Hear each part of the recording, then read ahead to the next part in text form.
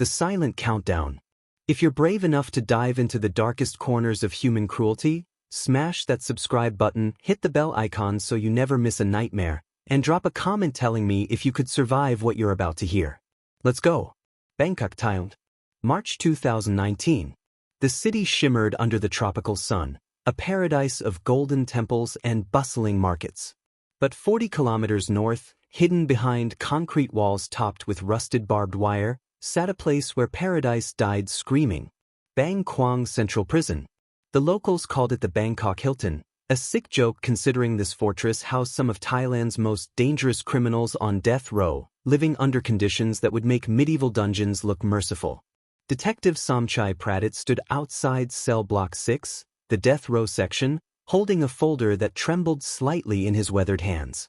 23 years on the force, and he had never been summoned here. Death row was its own world, governed by its own terrible rules. He watched as a guard unlocked the heavy steel door, the screech of metal on metal piercing the suffocating heat. The smell hit him first.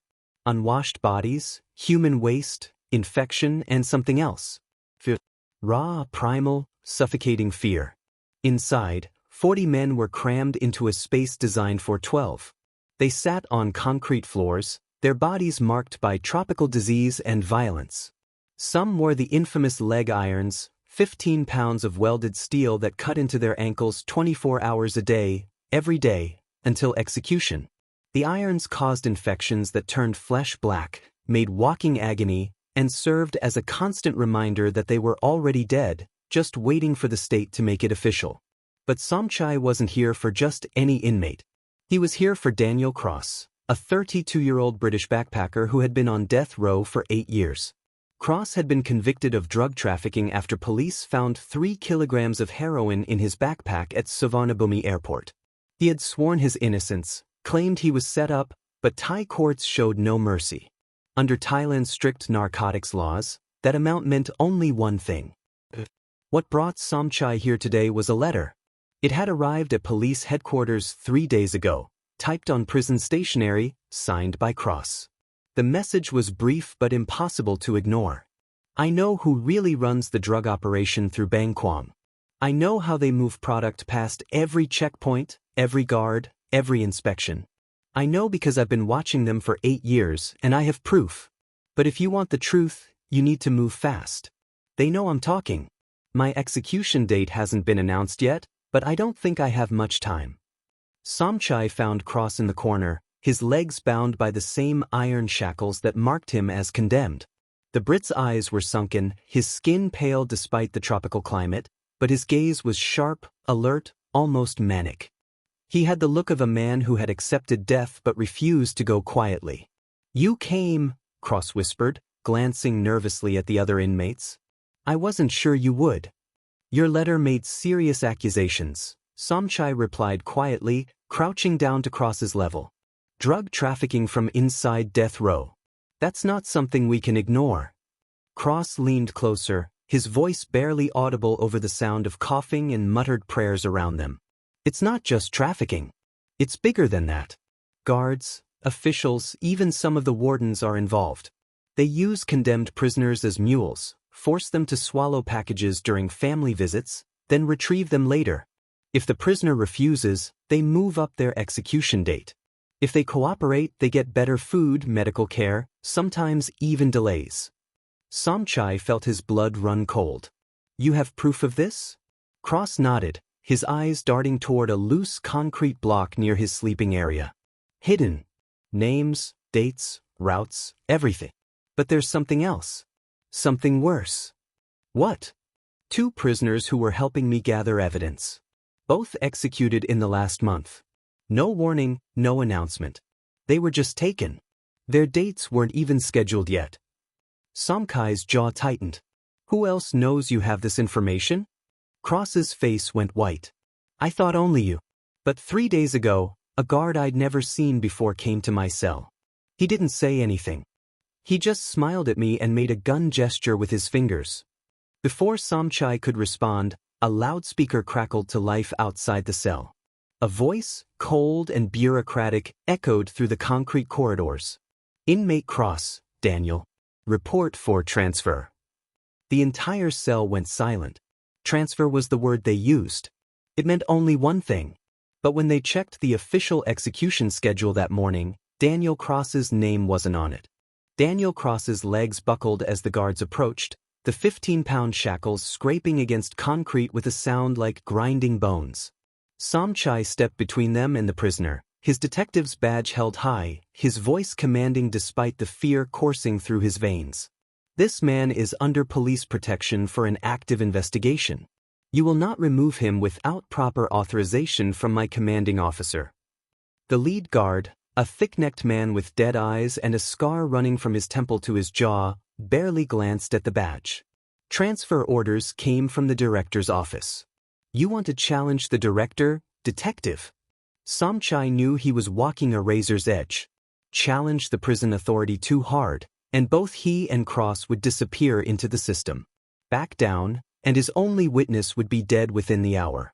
He pulled out his phone, fingers moving quickly. Then the director won't mind me confirming with the Ministry of Justice. I'll just need 5 minutes.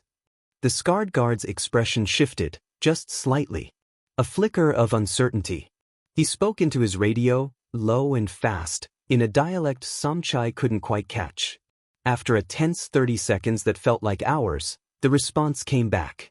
Return to post. Transfer delayed pending ministerial review. The guards left, but not before the scarred one locked eyes with Cross, that same sick smile crossing his face. The message was clear. This was only a delay, not a reprieve. If you're feeling that knot of tension in your stomach right now, that's exactly where I want you. Subscribe and turn on notifications because this story gets so much darker, and you need to see how deep this corruption goes. Drop a comment right now telling me, would you risk everything to expose the truth, or stay silent to survive? As soon as they were alone, Somchai grabbed Cross by the shoulders. Show me. Everything you have. Cross moved to the loose concrete block, his shackles scraping with each agonizing step. Other inmates watched but said nothing. In Bang Kwang, silence was survival. Cross pried the block loose and pulled out a plastic bag sealed with layers of tape. Inside were folded papers, photographs, and a small notebook filled with cramped handwriting. Somchai spread the documents on the floor, his hands trembling as he realized what he was looking at. Shipping manifests. Guard rotation schedules. Photographs of official vehicles parked outside known drug houses in Bangkok's Klong Toi district. Bank transfer records showing payments to prison officials, amounts that dwarfed their legitimate salaries. And names. So many names. How did you get all this? Somchai whispered. 8 years of watching, detective. 8 years of being invisible because I'm already dead. They talk around us like we're furniture. Guards brag about their payoffs. Officials meet right outside our cells, thinking we're too broken to pay attention or too scared to remember. But I remembered everything. And some of the other foreign prisoners, the ones with nothing to lose, they helped me gather proof. Somchai found a photograph that made his blood freeze. It showed the scarred guard, the same one who had just tried to take Cross, standing next to a black Mercedes outside a luxury apartment complex in Sukhumvit. The date stamp was from 2 weeks ago. Standing beside him, shaking his hand, was someone Somchai recognized immediately. Colonel Viroj Suksawat, Deputy Director of Thailand's Narcotics Suppression Bureau. My God, Somchai breathed. This goes all the way to the top. Cross nodded grimly. Now you understand why I'm a dead man walking. They can't let this get out. Every execution that happens here without warning, every prisoner who dies from mysterious infections or sudden violence, you have to ask yourself, were they really just criminals, or were they witnesses? Somchai was about to respond when his phone buzzed. A text from an unknown number. No words. Just a photograph. His daughter, Mai, walking home from university, her backpack slung over one shoulder, completely unaware of the black sedan following 20 meters behind her. The detective's world tilted. His hands shook as he stared at the screen, rage and terror warring inside him. They had just shown him that his daughter was now part of this. That no badge, no authority, no law could protect her if he continued. Cross saw his expression and understood immediately. They got to you, didn't they? Somchai couldn't speak. Couldn't breathe. This is the moment everything changes, and trust me, you don't want to miss what happens next. Hit that subscribe button right now because Chapter 3 is going to blow your mind. And leave a comment. What would you do if your family became the target? Another text came through. This one had words. Detective Pradit, your daughter is beautiful. It would be tragic if something happened to her. Destroy the evidence. Walk away. Forget this investigation. You have 2 hours to comply. We're watching. Cross grabbed the documents, frantically trying to shove them back into the plastic bag. You have to go. Protect your family. I understand. But Somchai stopped him, his hand gripping Cross's wrist with desperate strength. When he spoke, his voice was quiet but laced with something dangerous. Something that came from a place deeper than fear. No. They just made their biggest mistake. He pulled out his phone and made a call, speaking rapidly in Thai. When he hung up, he looked at Cross with eyes that had transformed from terrified to coldly determined. I just sent copies of everything to 3 different journalists, 2 international human rights organizations, and the British Embassy. In 1 hour, if they don't hear from me again, everything goes public. Every name, every photograph, every bank record. Cross stared at him in disbelief. They'll kill you. They'll kill your daughter. Maybe, Somchai said, his jaw set. But now they can't do it quietly. Now the whole world will be watching. And that changes everything. The loudspeaker crackled again. But this time, it wasn't calling for Cross. Detective Somchai Pradit. Report to the warden's office immediately. Cross's face went pale. Don't go. It's a trap. Somchai stood, straightening his jacket, his badge gleaming under the harsh fluorescent lights. I know. But as he walked toward the cell door, he heard something he never expected to hear in death row. A slow clapping. Then another. Then another. The condemned prisoners, men who had been stripped of everything including hope, were standing. All 40 of them. Their shackles clanking. Their faces showing something that had been absent for years. Defiance. The next drops and everything you think you know is about to get shattered. Subscribe now because this ending will haunt you. Detective Somchai Pradit walked down the narrow corridor toward the warden's office, each step echoing like a funeral drum. 2 guards flanked him, their hands resting casually on their batons. The afternoon heat pressed down like a suffocating blanket, but the sweat running down Somchai's back had nothing to do with temperature. He checked his phone one last time. 47 minutes until his insurance policy activated. 47 minutes until every document, every photograph, every piece of evidence Daniel Cross had collected would flood newsrooms and embassy inboxes across the globe. The warden's office was surprisingly modest, a cramped room with a single desk, a Thai flag in the corner, and bars on the windows that made it feel less like an administrative space and more like just another cell. Behind the desk sat Warden Kasem Ratanakorn, a thin man in his 60s with wire-rimmed glasses and the tired expression of someone who had long ago made peace with moral compromise. But he wasn't alone. Standing beside him, arms crossed, was the scarred guard from earlier. And sitting in the chair opposite the desk, perfectly at ease despite the oppressive surroundings, was Colonel Viroj Suksawat himself. The deputy director of the Narcotics Suppression Bureau wore an expensive suit that looked obscene in this place of suffering, his Rolex catching the light as he gestured for Somchai to sit. Detective Pradit, Colonel Viroj said, his voice smooth as silk over steel. I understand you've had a very productive morning. Meeting with foreign inmates, making international phone calls, sending documents to journalists. Quite ambitious for someone of your rank. Somchai remained standing. I'm conducting a legitimate investigation into drug trafficking operations. If that makes you uncomfortable, Colonel, perhaps you should ask yourself why. The Colonel's smile never wavered, but something cold flickered behind his eyes. You misunderstand the situation. I'm not here to threaten you. I'm here to help you understand reality. Bang Kwang houses over 7,000 inmates. Do you know how many guards we have? 300.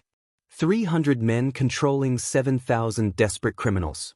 The only way this prison functions is through arrangements, compromises, systems that civilians like you wouldn't understand.